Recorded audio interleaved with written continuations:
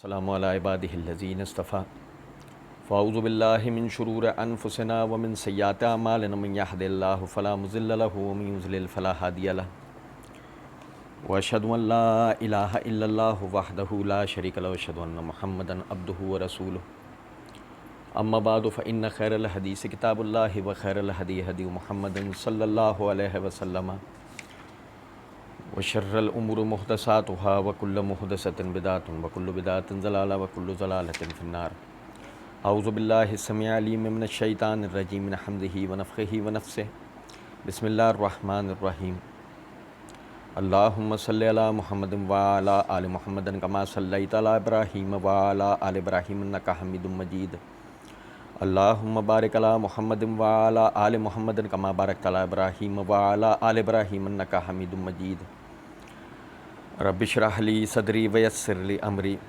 واحلل عقدۃ من لسانی یفقہوا قولی رب زدنی علما۔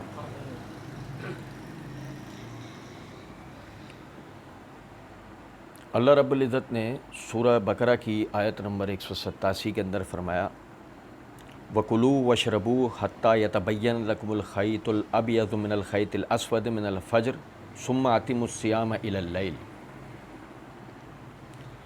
کہ اللہ رب العزت نے فرمایا کھاؤ اور پیو یہاں تک کہ تم پہ ظاہر ہو جائے سیاہ دھاگے سے سفید دھاگا، فجر کے وقت سے، من الفجر، فجر کے وقت سے، ثم أتموا الصِّيَامَ إِلَى اللَّيْلِ، پھر تم اپنے روزے کو پورا کرو رات کی طرف یا رات تک۔ یہ آیت واضح کر دیتی ہے کہ جو روزے کا آخری حد ہے وہ رات شروع ہونا ہے، کہ جب رات شروع ہونے لگے گی روزے کا آخری وقت ہو چکا ہوگا اور روزہ افطار سے کھلتا ہے، یعنی روزہ جو ہے نا وہ افطار سے کھلتا ہے۔ اچھا، اب یہاں یہ بات سمجھیں، یہ میرے ہاتھ میں تفسیر طبری ہے، اس کی جلد نمبر 2 کا صفحہ نمبر 183 ہے۔ امام ابو جعفر محمد بن جریر طبری رحمۃ اللہ علیہ وہ اس آیت کی تفسیر کرتے ہوئے فرماتے ہیں وَأَمَّا قَوْلِهِ ثُمَّ أَتِمُّوا الصِّيَامَ إِلَى اللَّيْلِ فَإِنَّهُ تَعَالَى ذِكْرُهُ حَدَّ الصَّوْمِ بِأَنَّ آخِرَ وَقْتِهِ إِقْبَالُ اللَّيْلِ، کہ اللہ رب العزت نے اس آیت میں روزے کی حد کو بیان کر دیا ہے کہ روزہ آخر ہوگا رات کی ابتدا میں، کما حد الافطار، اور یہی حد ہے افطار کی، وَإِبَاحَةَ الْأَكْلِ وَالشَّرْبِ وَالْجَمَاعِ وَأَوَّلِ الصَّوْمِ، اور یہی وقت ہے یعنی کہ کھانے پینے اور بیوی کے پاس جانے کا، اور یعنی کہ صوم کے ختم ہونے کا، بے مجیء اول النہار و اول ادبار آخر اللیل، کہ جیسے وہ شروع ہوا رات کے شروع ہونے پہ، وہ شروع ہوا روزہ رات کے یعنی ختم ہونے پہ، جو رات آ کر ختم ہوئی اس پہ شروع ہوا، اور رات کے شروع ہونے پر وہ اللہ رب العزت نے اس کو ختم کر دیا۔ فَدَلَّ بِذَلِكَ عَلَىٰ أَن لَا صَوْمَ بِاللَّيْلِ، اور یہ اس بات کی دلیل ہے کہ رات میں روزہ نہیں ہے، یہ اس بات کی دلیل ہے کہ رات میں روزہ نہیں ہے، کما لا فطر بالنہار فی ایام الصوم، اور اسی طرح روزے کے دنوں میں کھانا پینا نہیں ہے، دن کا عرصہ کھانے پینے کا نہیں ہے، رات کا حصہ روزے کا نہیں ہے۔ اچھا، پھر یہ ابن عبد البر رحمۃ اللہ علیہ کی التمہید ہے، اس کی جلد نمبر 7 کا صفحہ نمبر 430 کے اوپر وہ یہی آیت درج کرنے کے بعد کہتے ہیں وَأَوَّلُ اللَّيْلِ مُغِيبَ الشَّمْسِ كُلُّهَا فِي الْأُفُقِ عَنْ أَعْيُنِ النَّاظِرِينَ، اور جو رات کی ابتدا ہے یہ سورج کا غروب ہونا ہے کہ جب کہ وہ افق سے غائب ہو جائے دیکھنے والوں کی نظر میں۔ اچھا جی، اب یہ دیکھیے گا، یہ میرے ہاتھ میں صحیح بخاری ہے، اس کی جلد نمبر 3 کا صفحہ نمبر 137 ہے، کتاب الصوم ہے۔ امام بخاری رحمۃ اللہ علیہ نے کتاب الصوم میں باب قائم کیا، باب یفطر بما تیسر علیہ بالماء او غیرہ، اس کے تحت حدیث نمبر 1956 ہے، عبداللہ بن ابی اوفا رضی اللہ تعالی عنہ وہ فرماتے ہیں کہ ہم نبی صلی اللہ علیہ وسلم کے ساتھ سفر میں جا رہے تھے. آپ روزے سے تھے جب سورج غروب ہوا. ابھی عربی میں لفظ بھی ہیں فلما غربت الشمس، جب سورج غروب ہوا تو آپ نے ایک شخص سے فرمایا اتر کے ہمارے لیے ستو گھول. انہوں نے کہا یا رسول اللہ صلی اللہ علیہ وسلم تھوڑی دیر اور ٹھہریے، تھوڑی دیر اور ٹھہریے. اس جملے میں غور کیجیے گا. سورج غروب ہو رہا ہے اور آپ نے کہا ستو گھول، اس نے کہا تھوڑی دیر ٹھہریے. آپ صلی اللہ علیہ وسلم نے فرمایا نہیں اتر اور ستو گھول. انہوں نے پھر یہی کہا کہ اللہ کے رسول صلی اللہ علیہ وسلم ابھی تو دن باقی ہے. بھائی میرے جملے پہ غور کریں، ابھی دن باقی ہے. تو آپ صلی اللہ علیہ وسلم نے فرمایا اتر کر ستو گھول ہمارے لیے.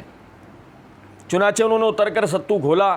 نبی صلی اللہ علیہ وسلم نے فرمایا جب تم دیکھو کہ رات کی تاریکی ادھر سے آ گئی تو روزے دار کو روزہ افطار کر لینا چاہیے. اور آپ نے اپنی انگلی سے مشرق کی طرف اشارہ کیا.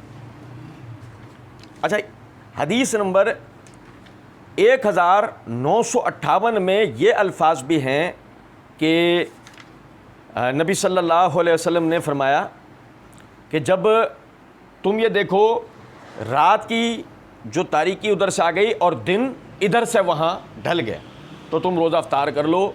یعنی کہ بالکل واضح بات ہے کہ سورج کے غروب کے وقت میں افطار کا وقت ہے. اب یہ صحیح بخاری کی حدیث ہے. یہ یاد رکھیں کہ صحابی نے سورج غروب ہونے کا لفظ ہے اور صحابی کا یہ جملہ کہ اللہ کے رسول ابھی دن باقی ہے، اس کو ذہن میں رکھیے گا. اچھا دیکھیں، پھر اسی طریقے سے یہ صحیح ابن حبان ہے. صحیح ابن حبان میں کتاب الصوم ہے. کتاب الصوم میں امام ابن حبان نے باب قائم کیا ہے ذکر الاستحباب للصوام تعجیل الافطار قبل صلاۃ المغرب. اس کے تحت یہ حدیث نمبر 3495 ہے. انس بن مالک رضی اللہ تعالیٰ عنہ فرماتے ہیں ما رأیت رسول اللہ صلی اللہ علیہ وسلم قط صلی صلاۃ المغرب حتی یفطر ولو علی شربۃ من ماء. وہ کہتے ہیں کہ ہم نے نبی صلی اللہ علیہ وسلم کو کبھی بھی مغرب کی نماز پڑھتے نہیں دیکھا، یہاں تک کہ پہلے آپ افطار کرتے تھے بھلے سے آپ پانی کے گھونٹ سے کریں.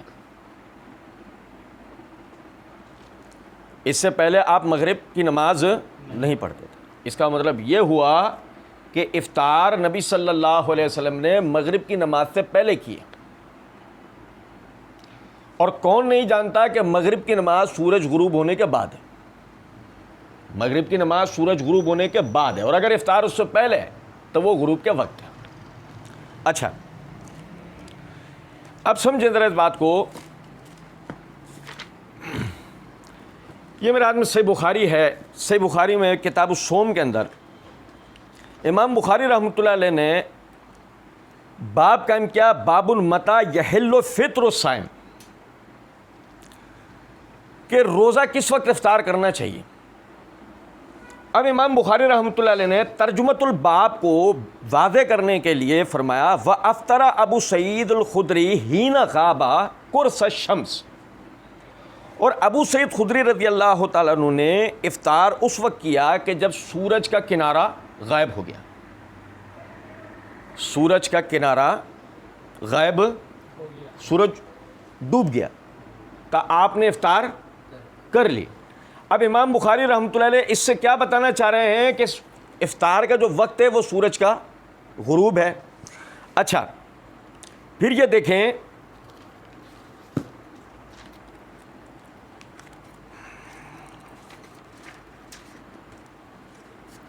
یہ مصنف ابن ابی شیبہ ہے. اس کی جلد نمبر 4 کا صفحہ نمبر 22 ہے، کتاب الصیام ہے. امام ابو بکر بن ابی شیبہ نے حدیث نمبر 9034 کے تحت یہ ابو سعید خدری رضی اللہ تعالیٰ عنہ کی روایت موصولاً نقل کی ہے جو اور بات کو واضح کر دیتی ہے کہ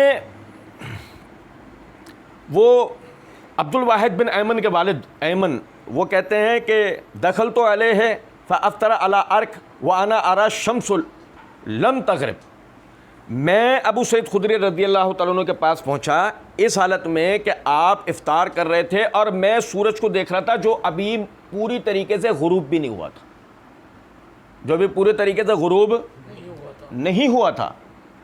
تو امام بخاری رحمۃ اللہ علیہ جس بات کی طرف توجہ دلانا چاہ رہے ہیں وہ یہ کہ نبی صلی اللہ علیہ وسلم کا یعنی کہ جو فہم آپ نے جو اپنے صحابہ کو سکھایا ہے کہ خود آپ سورج غروب ہو گیا اور آپ اپنے صحابی سے کیا کہہ رہے ہیں، ستو گھولو، وہ کہہ رہے ہیں ابھی دن باقی ہے، ٹھیک۔ اور اسی طرح ابو سعید خدری رضی اللہ تعالیٰ عنہ افطار کر رہے ہیں اور ابھی سورج غروب ہو رہا ہے، ابھی سورج غروب ہو رہا ہے۔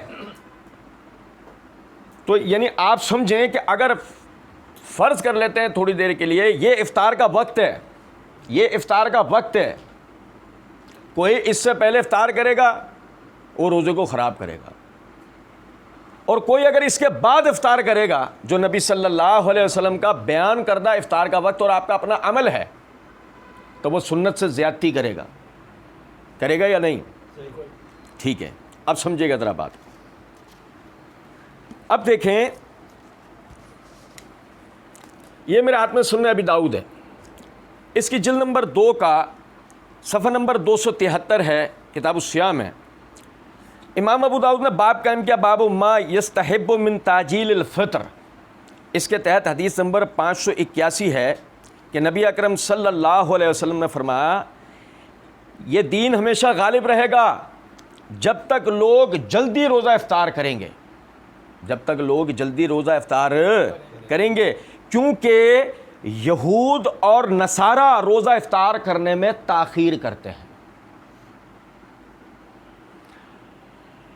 کیونکہ یہود اور نصارہ روزہ افطار کرنے میں تاخیر کرتے ہیں، اور یہ دین اسلام یہ غالب رہے گا جب تک اس کے ماننے والے افطار جلدی کریں گے۔ اب سمجھے ذرا بات کو، کیا ہے جلدی؟ سورج غروب ہو گیا، نبی صلی اللہ علیہ وسلم افطار کرتے ہیں، صحابہ افطار کرتے ہیں، یہاں تک کہ انس بن مالک رضی اللہ عنہ کہتے ہیں آپ مغرب کی نماز نہیں پڑھتے تھے جب تک افطار نہیں کر لیتے تھے۔ اب اس بات کو سمجھیں آپ کہ اگر کوئی شخص ایسا نہیں کرتا اور بات کرتا ہے یعنی کہ اس وقت میں افطار نہیں کرتا جو افطار کا یہ وقت ہے اصل، اس وقت میں افطار نہیں کرتا، اس سے پہلے کر لیتا ہے، وہ اپنے روزے کو فاسد کر بیٹھے، اور جو اس کے بعد کہتا ہے کہ نہیں جی احتیاطاً 3 4 5 منٹ رکنا چاہیے، تو وہ احتیاط کے نام پر ملت یہود و نصارہ کی پیروی کر رہا ہے یا نہیں؟ اور معذرت کے ساتھ یہ میں نے آپ کے سامنے احادیث پڑھی ہیں، ٹھیک ہے، ابھی دیکھیں، یہ سمجھے گا ذرا بات۔ اب یہ میرے ہاتھ میں مستدرک حاکم ہے، اس کی جلد نمبر 2 کا صفحہ نمبر 106 ہے، کتاب الصوم ہے۔ امام حاکم رحمۃ اللہ علیہ حدیث نمبر 1584 کے تحت فرماتے ہیں کہ سہل بن سعد رضی اللہ تعالیٰ عنہ نے فرمایا کہ نبی صلی اللہ علیہ وسلم ارشاد فرماتے ہیں کہ میری امت اس وقت تک میری سنت پر قائم رہے گی، سمجھ رہے ہیں، میری سنت پر قائم رہے گی، کیونکہ یہود و نصارہ تاخیر کرتے ہیں افطار میں، میری امت اس وقت تک میری سنت پر قائم رہے گی جب تک روزہ افطار کرنے میں ستاروں کا انتظار نہیں کرے، یعنی کہ اگر وہ ستاروں کا انتظار کرے گی میری سنت پر قائم نہیں رہے گی۔ سہل بن سعد رضی اللہ عنہ کہتے ہیں کہ نبی اکرم صلی اللہ علیہ وسلم جب روزہ رکھتے تو ایک شخص کو بلند جگہ پر بٹھا دیتے، جب وہ کہتا کہ سورج غروب ہو گیا ہے تو آپ صلی اللہ علیہ وسلم روزہ افطار کر لیتے، آپ صلی اللہ علیہ وسلم روزہ افطار کر لیتے۔ اس حدیث سے پتہ لگا افطار کے لیے ستاروں کے نکلنے کا انتظار نہیں کرنا چاہیے، گو اگر آپ نے ایسا کیا تو آپ نبی صلی اللہ علیہ وسلم کی سنت سے ہٹ جائیں گے، ٹھیک ہے۔ اچھا جی، اب سمجھے گا ذرا بات کو، یہ میرے ہاتھ میں مصنف ابن ابی شیبہ ہے، اس کی جلد نمبر 4 کا صفحہ نمبر 21 اور 22 ہے، حدیث نمبر ہے 9032۔ سروان بن ملحان تیمی کہتے ہیں کہ ایک شخص اس نے عمار بن یاسر رضی اللہ تعالیٰ عنہ سے کہا کہ ابو موسیٰ اشعری رضی اللہ تعالیٰ عنہ فرماتے ہیں لا تفطروا حین تبدو الکواکب، ستاروں کے نکلنے پہ روزہ افطار مت کرو، فإن ذلک فعل الیہود، یہ یہودیوں کا طریقہ ہے۔ یہ کس کا طریقہ ہے؟ اچھا آپ دیکھیں کہ اگر ہم سورج غروب ہونے سے 15-20 منٹ 25 منٹ انتظار کرتے ہیں مثال ہے، تو افق پہ ستارے نکلنا شروع ہو جاتے ہیں۔ آپ میری بات سمجھیں، اور یہ وقت ہے کہ جس میں یہود و نصارہ روزہ افطار کرتے ہیں، اور نبی صلی اللہ علیہ وسلم کی سنت کیا ہے؟ سورج غروب ہونا، نہ کہ ستارہ نکلنا، سورج غروب ہونا۔ اچھا اب سمجھے گا ذرا بات کو، مسئلہ یہ ہے، یہاں تک تو بات آپ بھائیوں کے سامنے ہے کہ نبی صلی اللہ علیہ وسلم، جیسے کہ صحیح بخاری کی حدیث، پہلے تو قرآن کی آیت کہ اس میں اللہ رب العزت نے روزے کو رات کے پہنچنے پر افطار کرنے کا حکم دیا ہے، اور مفسرین کہتے ہیں رات کا پہنچنا رات کی ابتدا ہے، دن کا ختم اور رات کی ابتدا ہے، اور حدیث نے اس وقت کی بالکل وضاحت کر دی کہ سورج غروب ہونے پر نبی صلی اللہ علیہ وسلم روزہ افطار کر لیا کرتے تھے، اور تاخیر کرنے پر، اس کے بعد تاخیر کرنے کو آپ یہود و نصارہ کا طریقہ بتاتے ہیں، اور اپنے امتیوں کے لیے کہتے ہیں کہ تم اس وقت تک خیر پر رہو گے، تم اس وقت تک میری سنت پر رہو گے جب تک افطار میں جلدی سے مراد ان کی تاخیر پہ عمل نہیں کرنا، اپنے دین پہ عمل کرنا ہے۔ جلدی سے مراد یہ نہیں ہے کہ جو اپنا وقت ہے اس سے پیچھے چلے جانا ہے۔ اب میری بات سمجھ رہے ہیں یا نہیں؟ ٹھیک، ہمارے ناقابل احترام مرزا انجینئر صاحب جہلمی رادھا عرف جہلمی رادھا، انہوں نے ان کا ایک ان کے آفیشیل ویب سائٹ پہ ان کا ایک کلپ نظر آیا، وہ آپ افطار میں جلد بازی پر عذاب کے عنوان سے وہ ہے، اور آپ اسے سرچ کریں گے تو اس کا مکمل ویڈیو جس سے یہ کلپ نکالا گیا وہ بھی انشاءاللہ آپ کو مل جائے گا۔ مرزا انجینئر نے اس کلپ میں یہ بات ثابت کرنے کی کوشش کی ہے کہ افطار کا وقت تو 15-20 منٹ تک رہتا ہے، افطار کا وقت تو 15-20 منٹ تک رہتا ہے، اور یہ سب باتوں کی کوئی اہمیت نہیں ہے۔ اور پھر مرزا انجینئر نے اس کے ساتھ جو سب سے بڑا کارنامہ کیا ہے وہ یہ کیا ہے کہ انہوں نے باقاعدہ تمام اہل حدیثوں کے روزوں کو خراب بتا دیا ہے، اور ایک مخصوص طبقہ ہے کہ جس کے لیے مرزا صاحب نے راہ ہموار کی ہے کہ ان کے لیے تو کوئی مسئلہ ہی نہیں رہتا ہے۔ اچھا چلے، بہرحال مرزا جی کہتے ہیں تو یہ تو بتایا جاتا ہے کہ جناب کے روزوں میں ڈیلے کریں گے تو جناب گناہ گار ہوں گے، یہود و نصارہ کا طریقہ ہے، گناہ گار ہو جائیں گے، سنت سے ہٹ جائیں گے، اور امت خیر سے محروم ہو جائے گی۔ لیکن اس تصویر کا ایک دوسرا رخ بھی ہے۔ ہم کہتے ہیں مرزا جی تصویر کے پہلے رخ پہ ٹھہریں، دوسرے رخ پر تو ہم آپ کے ساتھ بڑے اچھے طریقے سے جائیں گے، لیکن پہلے رخ پہ ٹھہریں۔ اذا آپ نے تاثر دیا ہے تو یہ تو بتایا جاتا ہے کہ جناب کے روزے ڈیلے کریں گے تو جناب گناہ گار ہو جائیں گے، یہود و نصارہ کا طریقہ ہے، گناہ گار ہو جائیں گے، سنت سے ہٹ جائیں گے، اور امت خیر سے محروم ہو جائے گی۔ یہ کہتے ہیں، کہتا کون ہے؟ یہ کہا کس نے ہے؟ یہ اسی ویڈیو میں جو آپ صحیح ابن حبان مستدرک حاکم کے حوالے دے رہے ہیں اور جن جگہوں سے حوالے دے رہے ہیں ان کے آگے پیچھے کے صفحات میں یہ احادیث موجود ہیں کہ جن کو آپ نے اتنے اطمینان سے یہ کہہ دیا کہ یہ تو کہتے ہیں۔ ایسا لگ رہا ہے کہ جیسے کوئی مخصوص طبقہ اپنی من گھڑت کوئی بات کہتا، گویا کہ یہ کوئی احادیث نہیں ہے، یہ کوئی شریعت کا مسئلہ نہیں ہے، یہ کوئی دین نہیں ہے۔ نبی صلی اللہ علیہ وسلم نے فرمایا کہ یعنی کہ روزہ افطار کرنے میں عجلت کرو، تاخیر نہ کرو، کہ یہ یہود و نصارہ مؤخر کرتے ہیں۔ نبی صلی اللہ علیہ وسلم نے فرمایا کہ میری امت سنت پر اس وقت تک رہے گی جب تک افطار کے لیے ستاروں کے نکلنے کا انتظار نہیں کرے گی۔ نبی اکرم صلی اللہ علیہ وسلم نے فرمایا یہ دین اس وقت تک غالب رہے گا جب تک افطار میں جلدی کریں گے، یہ تو نبی صلی اللہ علیہ وسلم کی احادیث ہیں. آپ اس کے بعد جو کہنا چاہ رہے تھے یوں کہتے تو بات پھر بھی سمجھ میں آتی کہ ٹھیک ہے یہ احادیث ہے نبی صلی اللہ علیہ وسلم کی، لیکن ان کے معنی غلط لیے جاتے ہیں. نہیں، آپ نے ایسا بھی نہیں کہا، کیونکہ کوئی نہیں لیتا اس کے معنی غلط. آپ نے کہا تصویر کا ایک دوسرا رخ بھی ہے، یعنی یہ والا رخ غلط نہیں تھا، آپ نے اس کی غلطی کوئی بیان نہیں کی ہے، آپ کر بھی نہیں سکتے تھے. اچھا آپ دیکھتے ہیں دوسرے رخ. کہتے ہیں کہ لیکن تصویر کا ایک دوسرا رخ بھی ہے جو ان مولویوں نے چھپایا ہوا ہے. ان مولویوں نے، نظر آ رہے ہوں مولوی؟ بعض کو تو بالکل میرے جیسے لگیں گے، نہیں سمجھے کہ مرزا صاحب تاثر دے رہے ہیں جو ان مولویوں نے چھپایا ہوا ہے. اب دیکھیں، خصوصاً سنیں انہیں میں نے بتایا دیا یہ ڈیلے 25 سے 30 منٹ کا ڈیلے ہے. یہ ڈیلے میں نے بتا دیا ہے. یہ ڈیلے کتنا ہے؟ مرزا صاحب کہہ رہے ہیں یہ ڈیلے میں نے بتا دیا ہے. ڈیلے کتنا ہے؟ 25 سے 30 منٹ کا ڈیلے ہے. 8 سے 10 منٹ کا ڈیلے کوئی ایشو ہی نہیں ہے. 25 سے 30 منٹ کا ڈیلے تو ہے، اور 8 سے 10 منٹ کا ڈیلے تو کوئی ایشو ہی نہیں ہے. اور اگر ہم وہاں بیٹھے ہوتے تو ہم کہتے چو چو ادھر. یہ جبرائیل کو الگ سے تمہارے کان میں بول کے گیا ہے یا تمہارے پاس بھی ٹیچی ٹیچی آتا ہے؟ بھائی مرزا قادیانی کے پاس جو آتا تھا وہ کہیں تمہارے پاس بھی تو نہیں آ رہا.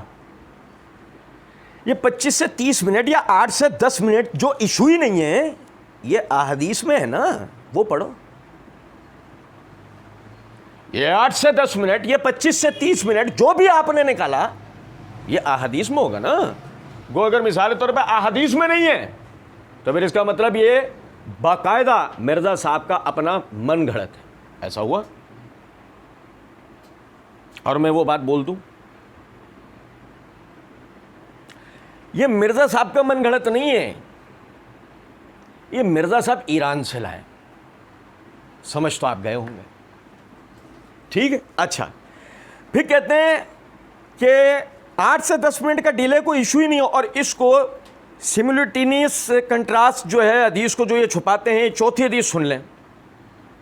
لیکن مرزا صاحب بعض دفعہ پنجابی میں اور بعض مرتبہ انگریزی میں جو جنتر منتر کر کے نا پبلک کو جو متاثر کرنے کی کوشش کرتے ہیں اپنی ذات سے.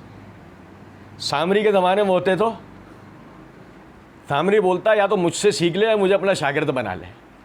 کچھ بات سمجھ رہے ہیں؟ اچھا یہ چوتھی حدیث سن لیں، یہ آپ آج لے جائیں تحفہ. اس کے بعد انشاءاللہ کوئی احتیاط والے معاملے میں مسئلہ نہیں کرے گا، سمجھے بھائی. جن لوگوں نے نبی صلی اللہ علیہ وسلم کے بتائے ہوئے وقت کے بعد احتیاطاً 8 سے 10 منٹ جو کہ کوئی ایشو ہی نہیں ہے، اور اصل وقت 25 سے 30 منٹ، جن لوگوں نے یہ کیا ہے، تب مرزا صاحب اب کہہ رہے ہیں میں ان کی طرف سے دلیل بطور تحفہ دے رہا ہوں، بطور تحفہ دے رہا ہوں، لے جائیں. اس کے بعد انشاءاللہ کوئی احتیاط والے معاملے مسئلہ نہیں کرے گا. یعنی کہ جب وہ یہ کہتے ہیں احتیاط تو ہم کہتے ہیں یہ کون سی خود ساختہ احتیاط ہے بھائی جان؟ یہ احتیاط شریعت نے بتائی ہے؟ نہیں تو آپ کہاں سے نکال کر لے کر آیا؟ سمجھے ہیں بات کو یا نہیں؟ چلیں یہ چوتھی حدیث بھی حق شہریار 4 کتابوں میں 3 مین اسٹریم کی کتابیں ہیں. صحیح ابن حبان میں 7491، شعیب ارناؤت نے صحیح کہا، صحیح ابن خزیمہ میں 1986، شیخ اعظمی نے صحیح کہا، المستدرک للحاکم میں 1518، امام حاکم نے امام مسلم کی شرط پہ صحیح کہا، اور چوتھی کتاب صحیح الترغیب و ترہیب میں شیخ البانی نے صحیح کہا 1005. اور یہ جو حدیث میں اب آپ کو بیان کرنے لگا ہوں جس کا حوالہ دے بہت خطرناک الفاظ. اچھا دیکھیں مین اسٹریم کی 4 کتابیں اپنی جگہ، اور جو مرزا صاحب ہمیشہ سے جو مرزا صاحب لوگوں کو بے وقوف بناتے آتے ہیں، ہم تو بخاری مسلم کی احادیث پڑھتے ہیں. سوال یہ پیدا ہوتا ہے کہ حق 4 یار کتابیں تو آپ پڑھنے بیٹھ گئے، اور وہ جو بخاری مسلم کا چورن آپ بیچتے تھے یہاں آپ کو یاد نہیں آیا؟ جو بخاری مسلم میں ایسی کوئی حدیث نہیں تھی کیا؟ ایک بات. اور جو بخاری مسلم میں تھیں وہ کیا تھیں؟ وہ آپ نے کیوں نہیں پڑھ کے سنائی؟ ایک بات. اچھا اب اس کے بعد مرزا صاحب نے وہ حدیث یعنی پوری پڑھی کہ کہتے ہیں کہ یہ بہت خطرناک الفاظ ہیں اس میں. آپ صلی اللہ علیہ وسلم کو ایک خواب دکھایا گیا، آپ کو اکثر خواب کے ذریعے وحی بھی ہوتی تھی کیونکہ نبیوں کے خواب سچے ہوتے ہیں. آپ صلی اللہ علیہ وسلم نے فرمایا میں نے خواب میں دیکھا کہ 2 فرشتے میرے ساتھ ہیں اور مجھے کسی ایسی جگہ پر لے گئے جہاں لوگوں کی پکار کی آواز آ رہی ہے. میں نے پوچھا یہ کون لوگ ہیں؟ تو بتایا گیا کہ یہ دوزخیوں کا عذاب ہو رہا ہے. پھر مرزا صاحب نے 3 مرتبہ اللہم اجرنا من النار پڑھا.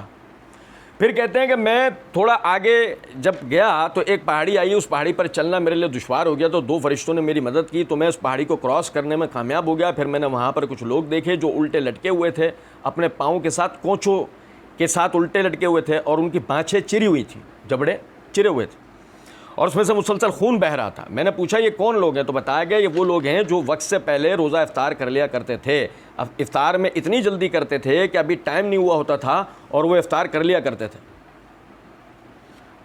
اب یہ ہم پوچھتے ہیں کہ یہ لوگ کون ہیں؟ اہل تشیع تو نہیں ہو سکتے, وہ تو ڈیلے ہی ہے.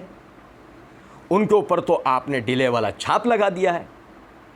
یہ جو جلدی افطار کر رہے ہیں شیعہ تو نہیں ہو سکتے, اہل سنت میں حنفی بھی نہیں ہو سکتے.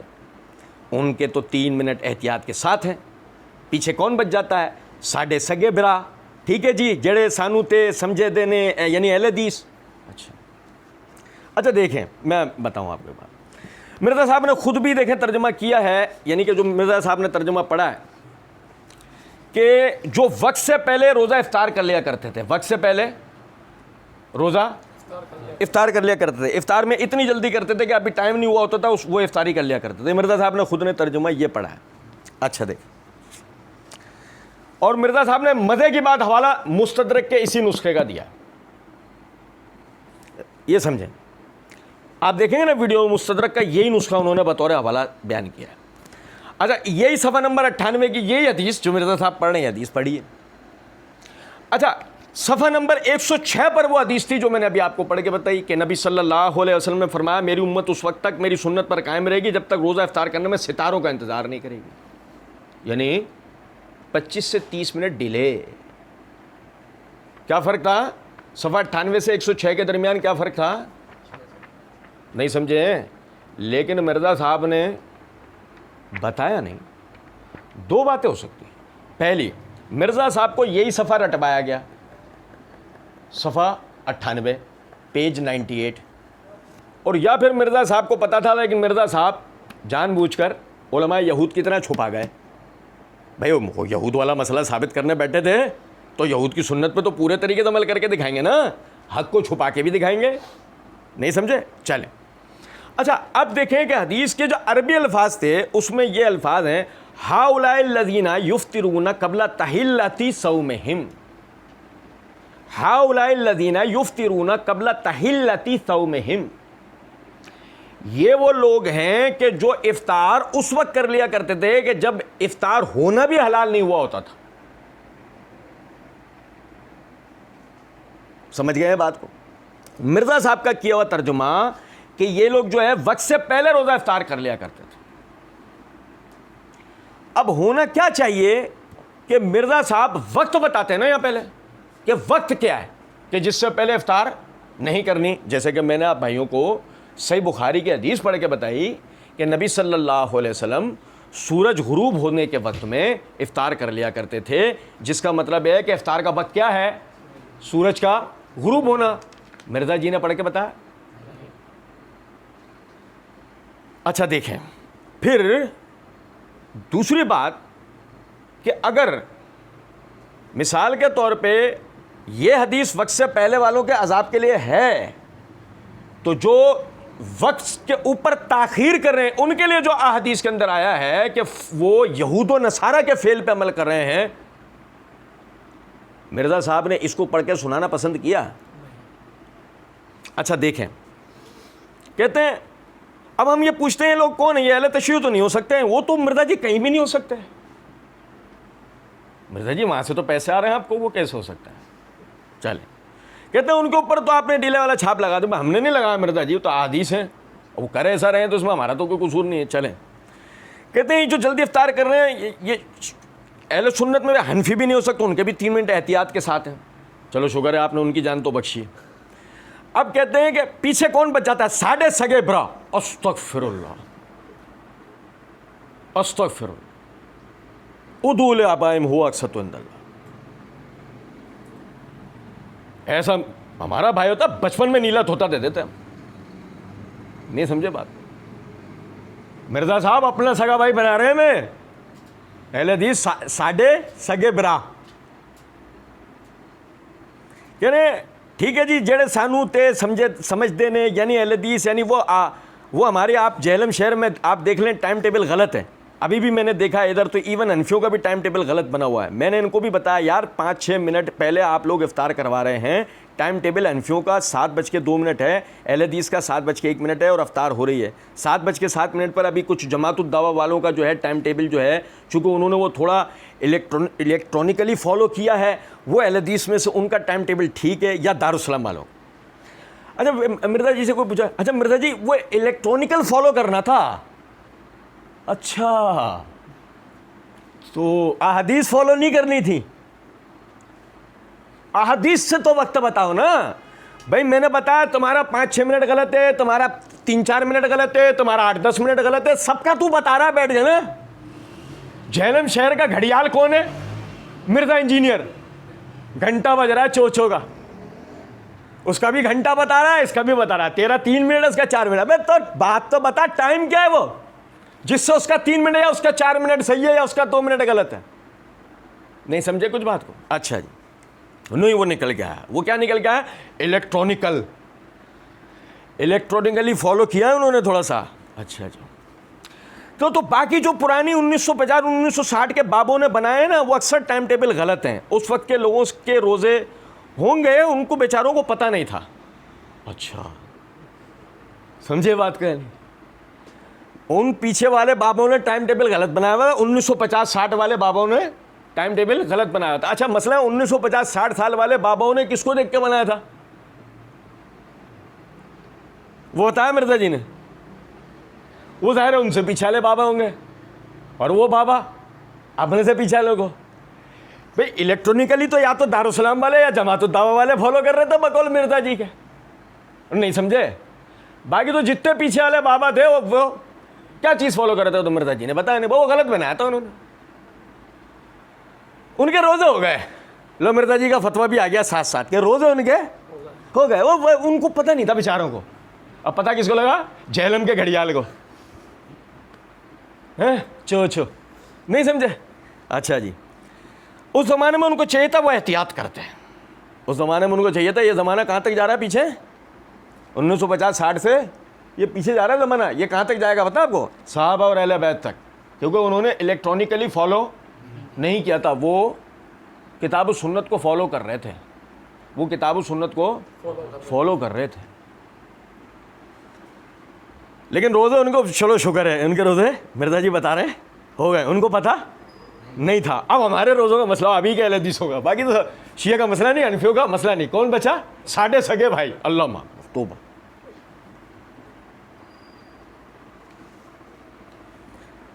اور سیاہی چھانے کا انتظار کرتے ہیں. سیاہی چھانے کا مرزا جی بالکل کر لیتے ہیں ہم. سیاہی چھانے کا آج کر لیتے ہیں انتظار. حدیث تم پڑھ کے سنا دو.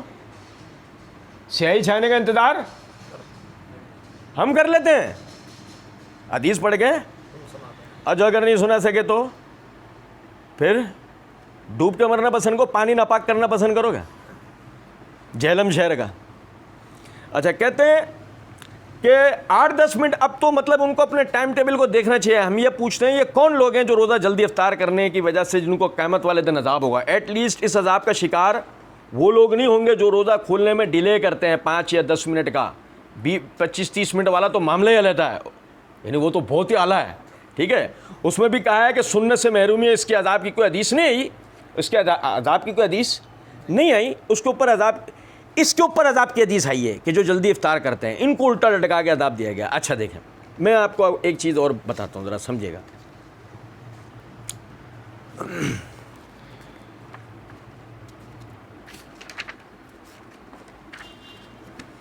یہ کیا رٹا لگا ہوا ہے؟ تھوڑا رک جاؤ احتیاط کرو. یہ رٹا چل رہا ہے نا. یہ میرے ہاتھ میں مصنف ابن ابی شیبہ ہے. اس کی جلد نمبر 4 کا صفحہ نمبر 22 ہے. کتاب الصیام ہے. صفحہ نمبر 23 ہے. حدیث نمبر ہے 9043. قیس بن ابی عازم کہتے ہیں ناولا عمر رجلا انان الی جنبہ حین غربت الشمس.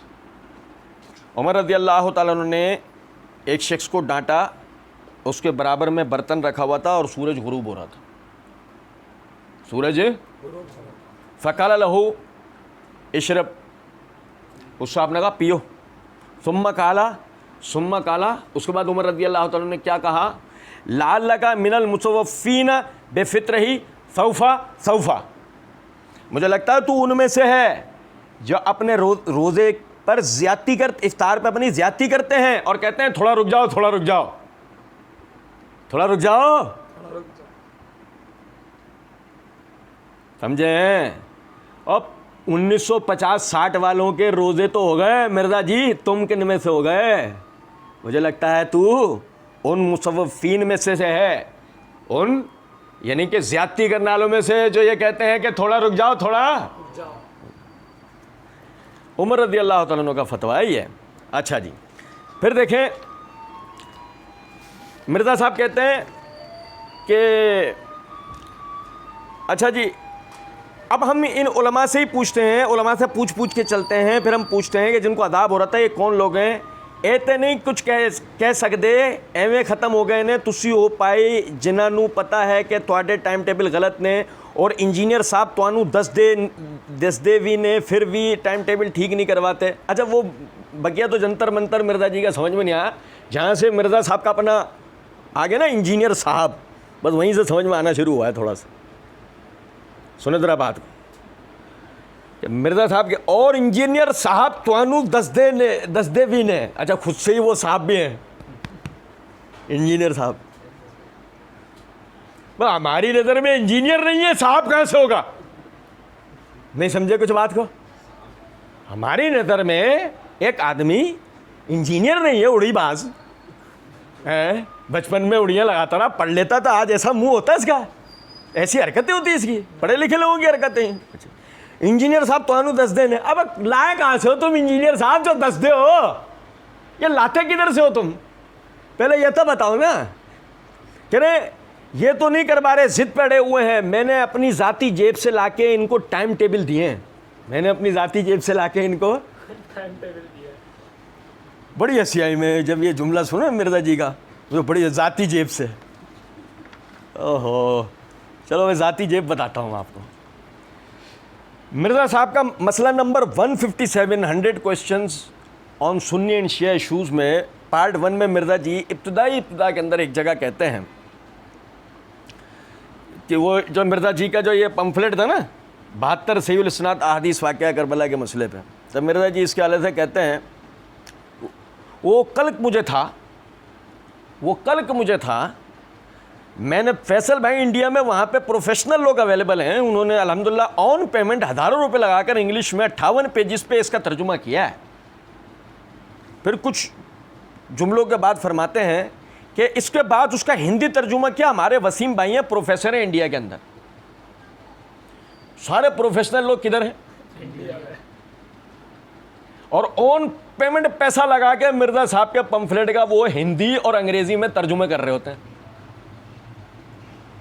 کیلنڈر کی باری میں مرزا جی اپنی جیب سے پیسے نکالتے ہیں, تو اپنی جیب میں بھی پیسے انڈیا سے آ جاتے ہوں گے. نہیں سمجھے؟ مرزا جی خیر سے کوئی کام دھندا تو کرتے نہیں ہے, مرزا جی کی کوئی جاب واب تو ہے نہیں, ایٹومک انرجی سے بھی نکال دیے گئے ہیں, کہتے ہیں میں نے ریٹائرمنٹ لے لیا ہے. بہرحال کہتے ہیں کہ وہ جی میں نے اپنی ذاتی جیب سے لا کے ان کو ٹائم ٹیبل دیے ہیں کہ یار اس میں سے 3 منٹ مائنس کر کے آپ نقشہ ٹھیک کر لیں, آپ کا دارالسلام اہل حدیث والوں کا ہی نقشہ ٹھیک ہے اسلام آباد کا, اس سے 3 منٹ مائنس کر کے جہلم کا بنا دیں. ہٹ درمی پڑے ہوئے ہیں اور اس میں کوئی ایکسٹریم رویہ نہیں ہونا چاہیے. اگر کوئی احتیاط کر لیتا ہے 5-7 منٹ کی, اس کے اوپر کوئی قدغن نہ لگائیں. اب مرزا جی 5-7 منٹ, وہ 25-30 منٹ بول چکے ہو تم.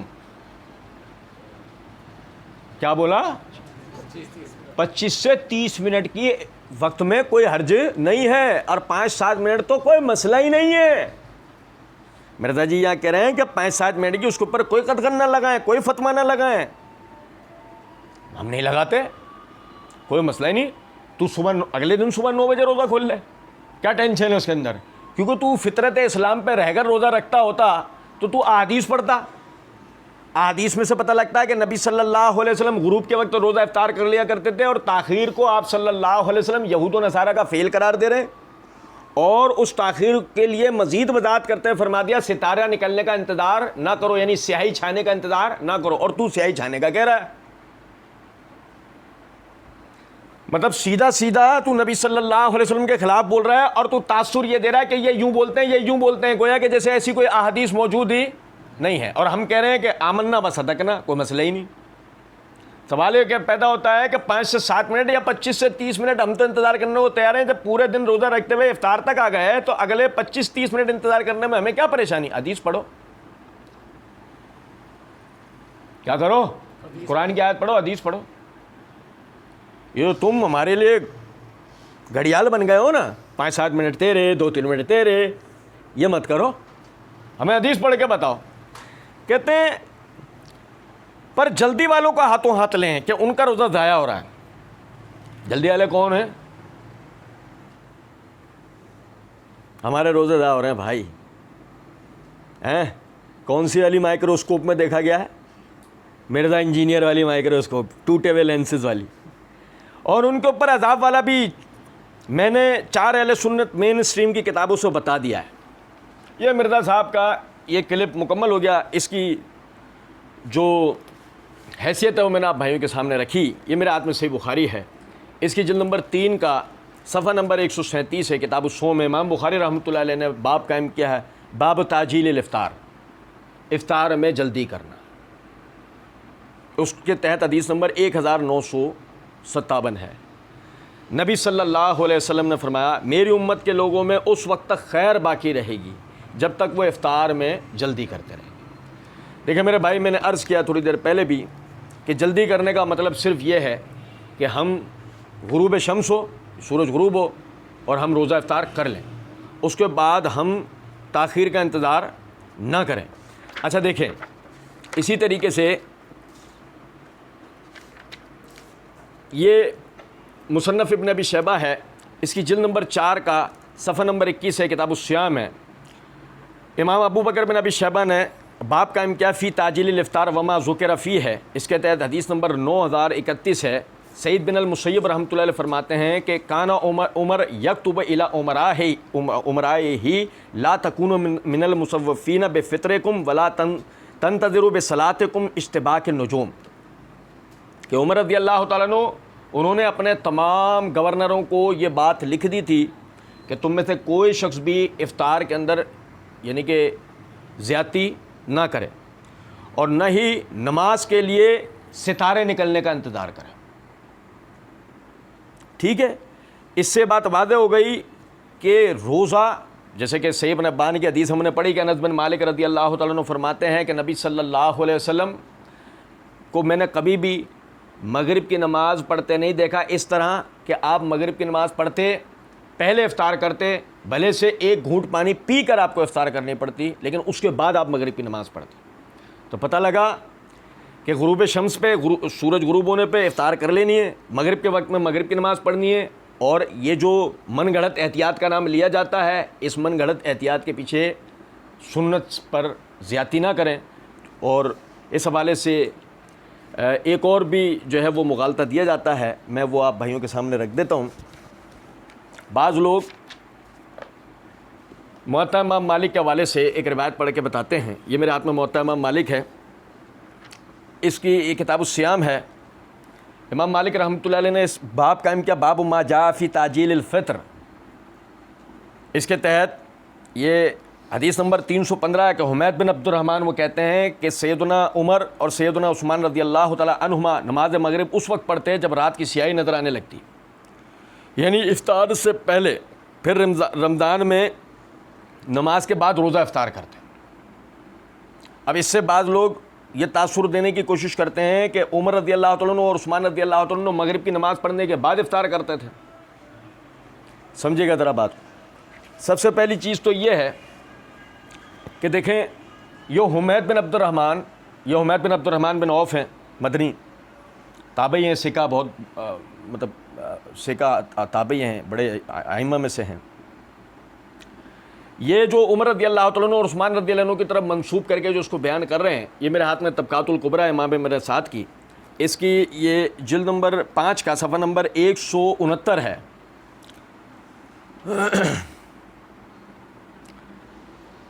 امام محمد بن سعد کاتب الواقدی رحمۃ اللہ علیہ وہ فرماتے ہیں کہ حمید بن عبد الرحمن بن عوف اس کی ابن ابی ذئب کے حوالے سے جو روایت ہے اس کے اندر وہ کہتا ہے کہ میں نے عمر اور عثمان کو دیکھا کہ وہ جب رات ہو جاتی تو اس وقت میں مغرب کی نماز پڑھتے اور اس کے بعد افطار کرتے.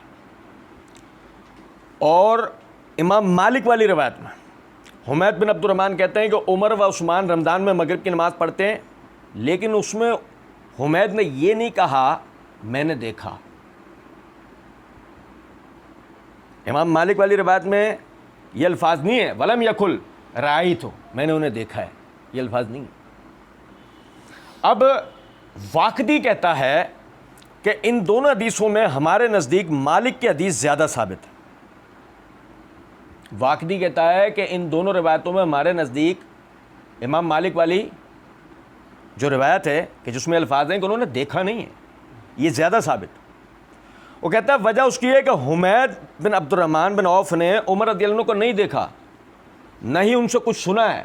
شاید انہوں نے عثمان سے کچھ سنا ہو، اس لیے کہ وہ ان کے ماموں تھے اور وہ ان کے پاس اسی طرح آتے جاتے تھے جس طرح ان کے چھوٹے بڑے لڑکے ان کے پاس آتے جاتے تھے. انہوں نے سعید بن زید بن عمر بن نفیل اور معاویہ بن ابی سفیان اور ابو ہریرہ اور نعمان بن بشیر سے روایت کی ہے. ان کی والدہ ام کلثوم بنت عقبہ تھیں، ثقہ و عالم و کثیر الحدیث تھے. حمید بن عبد الرحمن کی وفات بعمر 73 سال 95 ہجری میں مدینہ میں ہوئی ہے. 73 سال 95 ہجری میں مدینہ میں ہوئی ہے. 73 سال ذہن میں رکھیے گا. اب امام محمد بن سعد نے کہا کہ میں نے کسی کو بیان کرتے نہیں سنا کہ ان کی وفات 105 ہجری میں ہوئی.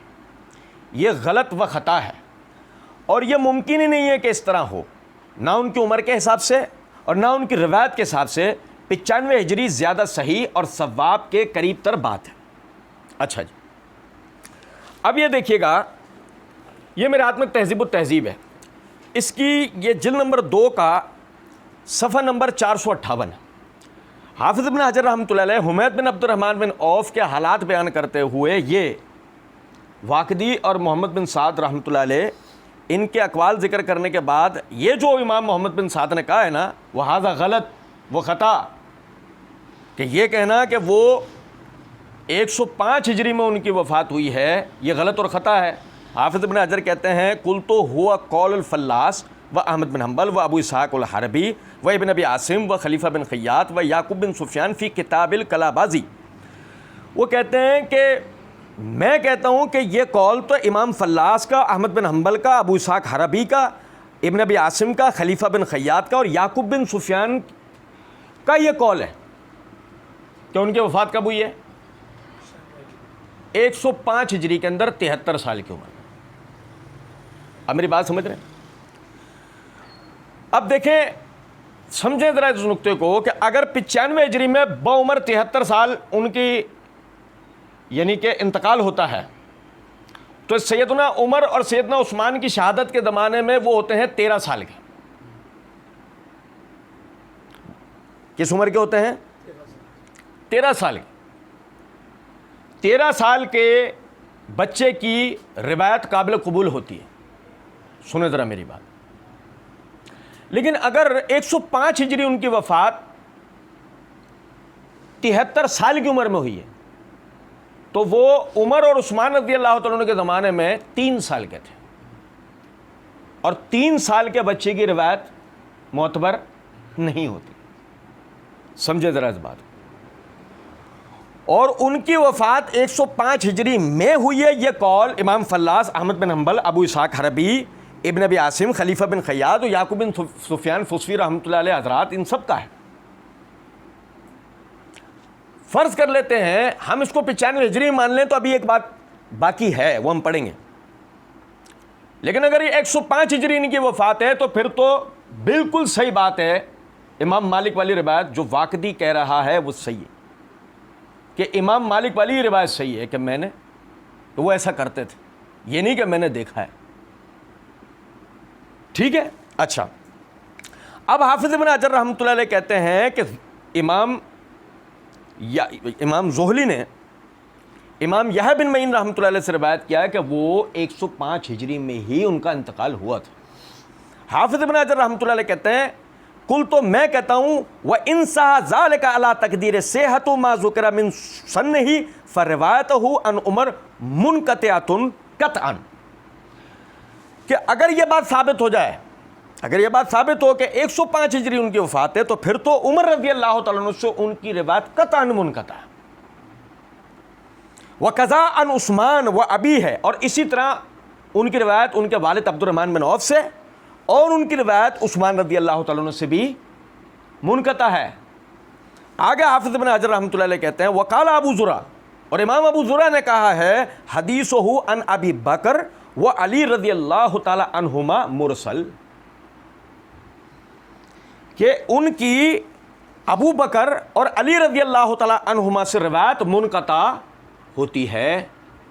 اگر سمجھیں ذرا اس بات کو کہ حمید بن عبد الرحمن بن عوف کی روایت سیدنا علی سے منقطع ہوگی تو عمر اور عثمان سے کیسے متصل ہو سکتی ہے؟ وہ تو ان سے بھی پہلے گئے۔ اور سمجھے ہیں بات کو یا نہیں؟ تو اسی لیے جو بات سمجھ آتی ہے وہ یہی ہے کہ 105 ہجری میں ان کا انتقال بعمر 73 سال ہوا۔ ان کی عمر اور عثمان رضی اللہ عنہ سے ملاقات ثابت نہیں ہے، سننا ثابت نہیں ہے، لہذا یہ کسی کے کہنے پر تو یہ بات کہہ سکتے ہیں، انہوں نے خود کہا نہیں، اور جس نے کہا جب تک سند میں وہ سامنے نہ آ جائے اور اس کا سکہ و صدوق ہونا ثابت نہ ہو جائے اس وقت تک ہم اتنا بڑا الزام ابو بکر عمر اور عثمان رضی اللہ تعالیٰ عنہما کے لیے قبول کر سکتے نہیں۔ اچھا دیکھیں، اب اس میں دو باتیں ہیں۔ پہلا، کوئی شخص کہے حدیثہ مرسل کا ترجمہ آپ نے کیا ہے کہ ان کی ابو بکر اور علی سے روایت منقطع ہے، تو مرسل کا معنی آپ نے منقطع کیوں کیا ہے؟ سمجھیں ذرا اس بات۔ مرسل اور منقطع میں ویسے اصول حدیث کے اعتبار سے محدثین نے ایک فرق کیا، اس کی ابھی بحث نہیں ہے، لیکن میں آپ کو ایک چیز بتانا چاہ رہا ہوں۔ یہ میرے ہاتھ میں فتح المغیث ہے علامہ عراقی کی، اس کے صفحہ نمبر 82 کے اوپر وہ کہتے ہیں، یعنی کہ مرسل کے اوپر بحث کرتے ہوئے کہتے ہیں فَعَلَى هَذَا الْمُرْسَلُ وَالْمُنْقَطَعُ وَاحِدٌ، پس اس بحث کی صورت میں مرسل اور منقطع ایک چیز ہے، مرسل اور منقطع ایک چیز ہے۔ اور اصل بات یہ ہے کہ امام ابو زرع نے یہاں منقطع پر مرسل کا اطلاق کیا ہے۔ پھر دیکھیں کہ کسی کے ذہن میں شاید یہ خیال آئے واقدی نے کہا اور آپ نے مانا، واقدی تو کذاب ہے۔